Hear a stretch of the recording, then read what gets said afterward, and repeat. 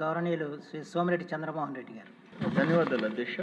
అధ్యక్ష, వ్యవసాయ అనుబంధ రంగాలకి 53,000 కోట్లు బడ్జెట్ ప్రతిపాదనలు మంత్రులు, గౌరవ మంత్రులు ప్రతిపాదించారు అధ్యక్ష. ఏంటంటే మనకి అన్నిటికంటే ముఖ్యమైనది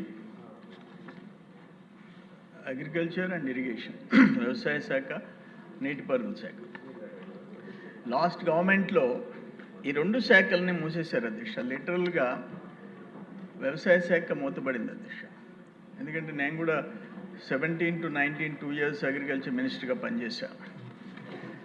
ఎంత లాస్ట్ టైం ముఖ్యమంత్రికి ఎంత నిర్లక్ష్యం అంటే, రైతు అంటే లెక్కలేనితనం అంటే, ఒక్కటి కాదు ఆయన ఆపేసిన స్కీమ్స్. ప్రతి స్కీము అంటే మెకనైజేషన్ అవసరం లేదు. ఆ కడప ఆ ప్రాంతంలో మైక్రో ఇరిగేషన్ అత్యంత ముఖ్యం. మైక్రో ఇరిగేషన్ వాళ్ళకి నీళ్లు తక్కువ, హార్టికల్చర్ ఎక్కువ.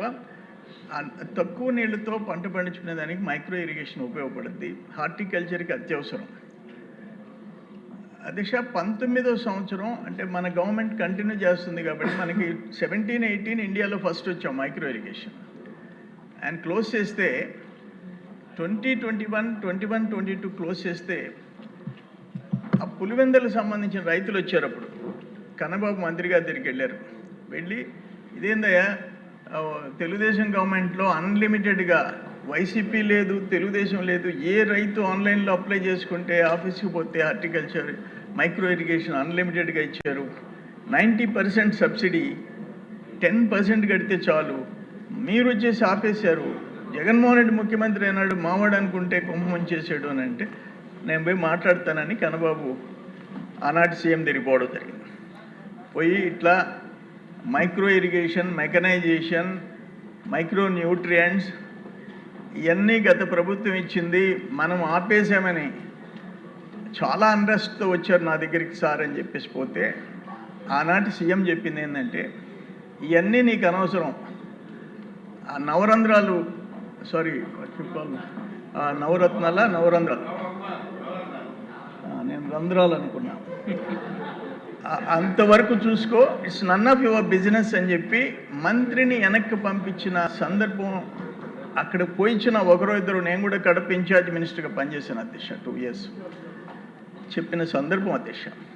ఇప్పుడు ఫర్ ఎగ్జాంపుల్ నెల్లూరు జిల్లా మైక్రో ఇరిగేషన్ అనుకోండి, మాకు చాలా తక్కువ. ఎందుకంటే మాది డెల్టా ఏరియా, సోమశిల, కండలేరు 2 రిజర్వాయర్లు, ఉమ్మడి 2 జిల్లాలు, ఉమ్మడి రాష్ట్రాలు కలిపితే 146 టీఎంసీలు ఉండే 2 రిజర్వాయర్లు ఏ జిల్లాకు లేవు. మాకుండే అంత డెల్టా ప్యాడీ కల్చర్. అయినా కూడా మైక్రో ఇరిగేషన్ ఆ 5 yearsలో 91 కోట్లు ఖర్చు పెట్టాం అధ్యక్ష. ఆయన వచ్చి అతి కష్టం మీద 40 పెట్టాడు అధ్యక్ష. మనం ఇప్పుడు ఈ 2 సంవత్సరాల్లో 42 కోట్లు ఖర్చు పెట్టాం అధ్యక్ష. అంటే రాయలసీమ ఎంత ఉంటుందో అర్థం చేసుకోవచ్చు.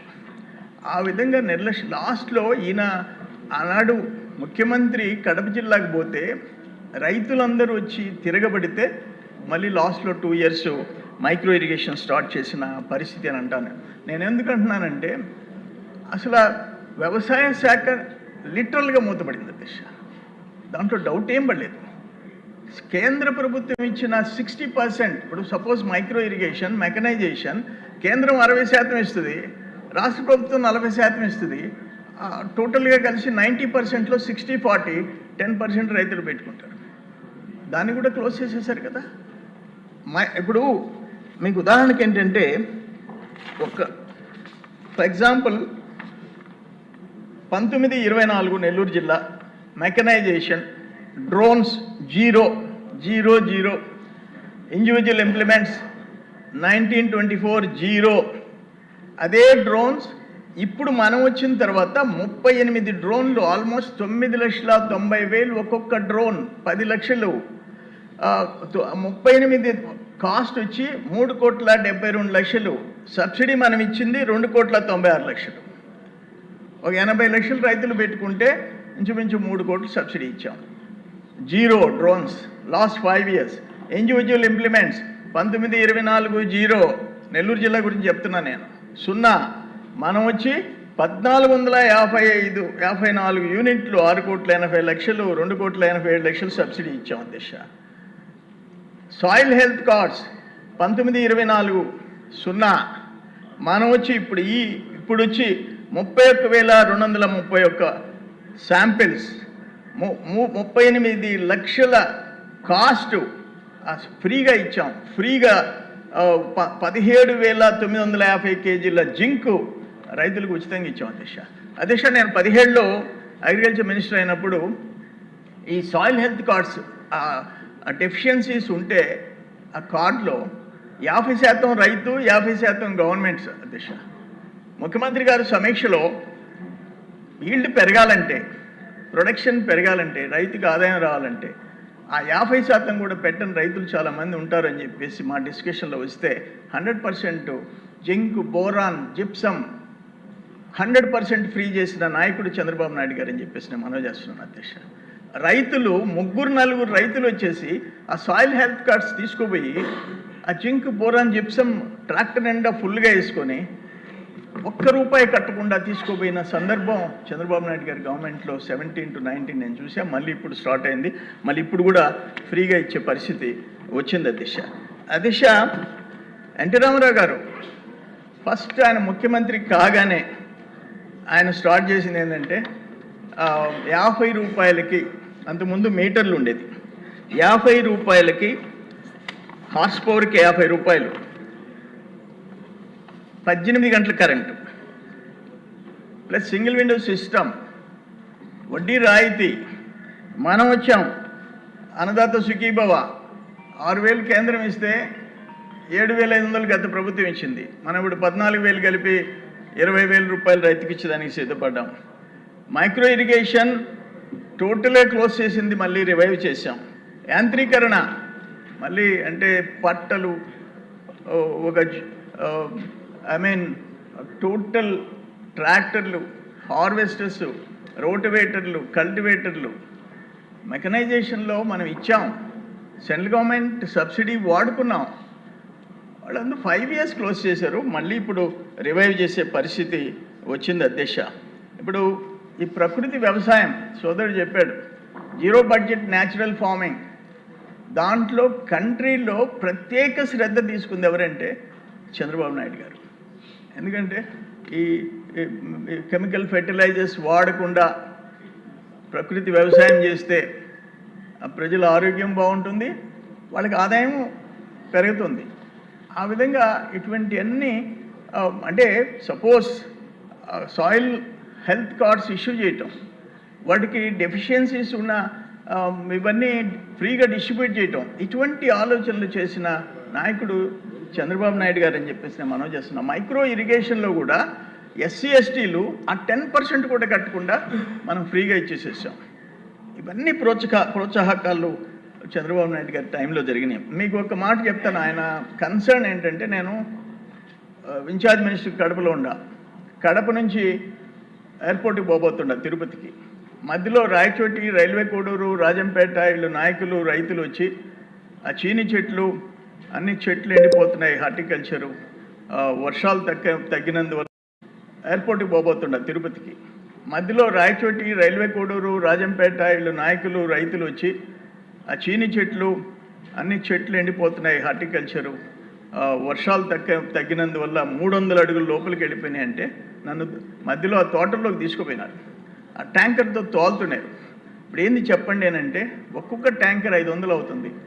4-5 ట్యాంకర్లు ఒక తడి 2,000-2,500 అవుతుంది. నెలకి 4 తళ్ళు అని అంటే, నేను అక్కడికక్కడ స్పాట్లో ట్యాంకర్కి 500కి 400 80% మేము గవర్నమెంట్ సబ్సిడీ ఇస్తాం, మీరు చెట్లు బతికించుకుంటారంటే 100%. మాకు 20 ఎకరాల్లో 5 ఎకరాలకే తోలుకుంటున్నాను సార్, 15 ఎకరాలు వదిలేశాను, మీరు కానీ ఈ 80% సబ్సిడీ ఇస్తే 20 ఎకరాలు బతికించుకుంటారని ఆ రైతు చెప్పడం జరిగింది. నాయకులందరూ ఉంటారు. నేను టెలిఫోన్లో హార్టికల్చర్ కమిషనర్ చిరంజీవి చౌదరి గారికి, సెక్రటరీ రాజశేఖర్ గారికి ఫైల్ రన్ చేసి సీఎం గారికి ఒక్క ఫోన్ చేస్తే next day morning GO. Anantapur, Chittoor, Kadapa, Kurnool, Nellore, Prakasam ఆ రైతులందరూ ఆ తోటలు బతికించుకున్నారు. ఆ 2 నెలలు వర్షాలు వచ్చేంత వరకు 2-3 నెలలు 80% ఆ ట్యాంకర్స్తో వాటర్ సప్లై బతికించుకున్న సందర్భాలు. ఒకసారి నెల్లూరులో బీపీటీ ఇరుగుడు వచ్చింది. గోదావరి, కృష్ణా, గుంటూరు జిల్లాలు రాలేదు. నేను పుల్లారావు గారిని సాక్షి తీసుకోపోయిన ఆయన సివిల్ సప్లైస్. రాత్రి 11 గంటలకు బాబు గారి మీటింగ్లు అయినాయి సీఎం గారి. పోయిన తర్వాత చెప్పా, 1-2 క్వశ్చన్లు వేసాడు. అంటే బీపీటీ ఇన్ని జిల్లాలు వస్తే నీకు ఒక్కడికే సబ్సిడీ ఇవ్వాలన్నాడు. పుల్లారావు గారికి ఎక్కడ విరుగుడులు వేశారన్నాడు. లెక్కేసి క్వింటాల్కి 210 రూపాయలు ఇన్సెంటివ్ సీఎం గారు జీవో ఇప్పిస్తే, అంటే మాకు పుట్టికి 1740 రూపాయలు పుట్టికి అడిషనల్గా వచ్చే పరిస్థితి వస్తే టోటల్ మార్కెట్ పెరిగింది, రైతులు బయటపడ్డారు. అట్లా ఎప్పటికప్పుడు రైతుల కష్టాలు విని ఒక ముఖ్యమంత్రి నిర్ణయాలు తీసుకునే పరిస్థితి చంద్రబాబు నాయుడు గారి దగ్గర ఉంది. లాస్ట్ 5 years రైతులంటే అసలు లెక్కలేని తనం, నిర్లక్ష్యం, ఆత్మహత్యలు పెరిగిపోయే పరిస్థితి దురదృష్టకరం. అక్కడి నుంచి అన్ని కార్యక్రమాలు మనం చేసుకుంటూ వచ్చాం. ఇప్పుడు ధాన్యం సేకరణ కూడా చాలా బాగా జరిగింది. అయితే నేను నాదెళ్ల మనోహర్ గారిని రిక్వెస్ట్ చేశాను, అయ్యా మీరు గోదావరి, కృష్ణా, గుంటూరు జిల్లాల్లో టార్గెట్ పెడుతున్నారు, అక్కడ ఫస్ట్ క్రాపు, మా దగ్గరికి వచ్చేటప్పటికి మాది రబీ సీజన్ అయిపోతుంది. ఎందుకంటే మాకు మార్చ్, ఏప్రిల్లో హార్వెస్టింగ్, మాది డిఫరెంట్ సీజన్. మాకు 7,50,000 ఎకరాలు డెల్టా ఉంది. మాకు ఇంచుమించు 3 టన్నుల యావరేజ్ వస్తుంది అని అంటే, లేదు అన్న డెఫినెట్గా ఈ సంవత్సరం మీకు ఇబ్బంది లేకుండా మీరు సపరేట్ సీజన్ అయినా సరే ధాన్యం సేకరణ చేయిస్తామని చెప్పి చెప్పడం జరిగింది. మొన్న కూడా నేను అచ్చెన్నాయుడు గారికి మోంతా తుఫాన్ వచ్చింది. తుఫాన్ వస్తే మొత్తం నార్మల్ అన్నీ మునిగిపోయినాయి. నేను ఫోన్ చేశా విత్తనాలు కావాలని. 1 గంటలో జేడీ అగ్రికల్చర్ ఫోన్ చేసి, సార్ 80% సబ్సిడీతో విత్తనాలు సరఫరా చేయమని గవర్నమెంట్ నుంచి ఇన్స్ట్రక్షన్స్ వచ్చినాయంటే ఆ రైతులందరికీ ఆ 80% సబ్సిడీతో విత్తనాలు ఇవ్వడం జరిగింది. నేనేమంటానంటే అల్టిమేట్గా డెల్టా ప్రాంతం, ఇప్పుడు శ్రీనివాస్ గారు చెప్పినట్టు మాకు డెల్టా, మేమంతా డెల్టా రైతులమే. 5 ఎకరాలు, 10 ఎకరాలు, 2 ఎకరాలు ఏమొస్తుంది అక్కడ? ఎకరాకి 25-30 వేలు మిగిలేది కష్టం. 5 ఎకరాలు ఉంటే 1,50,000, అంటే నెలకు 10-12 వేలు రైతు కుటుంబాలు. అటువంటి పరిస్థితి. అదే హార్టికల్చర్లో మెట్ట ప్రాంతాల్లో ఈడ 50 లక్షలు, 20 లక్షలు, 30 లక్షలు ఎకరా ఉంటే 5 లక్షలు, 10 లక్షలు ఉండే దగ్గర పండ్ల తోటలు, ఆకుకూరలు పెంచుకుంటే వాళ్ళకి 1 లక్ష నుంచి 4 లక్షలు, 3 లక్షలు బత్తాయి తోటలు వీటిల్లో మిగిలే పరిస్థితి వస్తుంది. అందుకని ప్రకృతి వ్యవసాయం సైడు ప్లస్ హార్టికల్చర్ వైపు ఎట్ట రైతుల్ని డైవర్ట్ చేయాలనేది ప్రత్యేకంగా ప్రభుత్వం శ్రద్ధ తీసుకోవాలని మీ ద్వారా కోరుకుంటూ, మంచి బడ్జెట్, మంచి ప్రపోజల్ పెట్టారు, అన్ని స్కీమ్స్ రివైవ్ చేశారు. లాస్ట్ 5 years 2 శాఖల్ని మూసేసిన దాన్ని మళ్ళీ బతికిచ్చినారు అని చెప్పేసి తెలియజేసుకుంటూ సెలవు తీసుకున్నాను అధ్యక్ష.